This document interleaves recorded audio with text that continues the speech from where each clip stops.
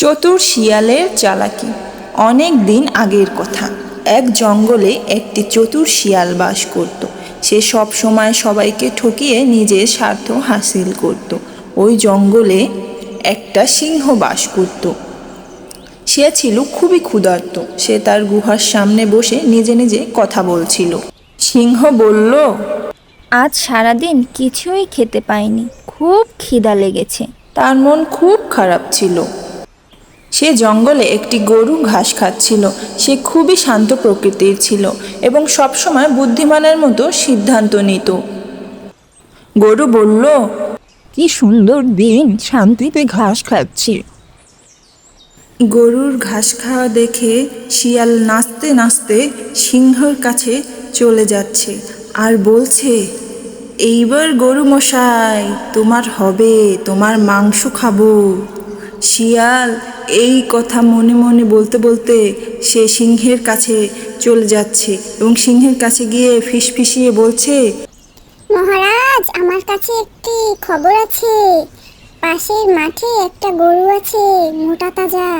ওকে খেলে আপনার কয়েকদিনের খাবার হয়ে যাবে। সিংহ বলল, সত্যি? তাহলে চল তো দেখি কোথায় আছে এমন মোটা তাজা গরু। সেখানে গিয়ে ওকে আমরা খাবো। আমি অবশ্য বেশি খাবো। তোকে কিছু হাড়গোড় দেবো, তুই সেগুলো খাবি।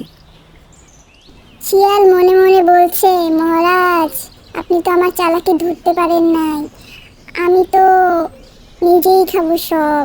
আপনার কপালে জুটবে কিনা সেটাও সন্দেহ।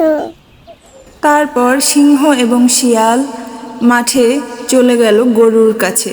গরুর কাছে গিয়ে বলল, গরু, আজ তুমি আমার খাবার হবে। গরু বলল, মহারাজ, আমাকে খাওয়ার আগে একটা কথা শুনবেন। গরু শান্তভাবে কথা বলছে। শিয়াল চিন্তিত। গরু বলল, মহারাজ, শিয়াল আপনাকে ভুল পথে চালাচ্ছে। সে চায় আপনি আমাকে মারুন, আর পরে বাকি মাংস সে খাবে। সিংহ, কথাটা ঠিকও হতে পারে। সিংহ রাগে চোখে শিয়ালের দিকে তাকাচ্ছে। সিংহ বলল, তুমি কি শুধু নিজের লাভের জন্য আমাকে ব্যবহার করছো? শিয়াল বলল, না মহারাজ, আমি তো শুধু সাহায্য করছিলাম। সিংহ গর্জন করলে শিয়াল ভয়ে দৌড় দেয় এবং শিয়াল বলে, বাঁচাও মহারাজ, আমি আর কখনো এরকম করব না। আমাকে মারবেন না, আমার সাথে এমনটা করবেন না, আমাকে বাঁচতে দিন মহারাজ। এমনটা বলে শিয়াল দৌড়ে পালিয়ে গেল। সিংহ ও গরু শান্তভাবে দাঁড়িয়ে আছে।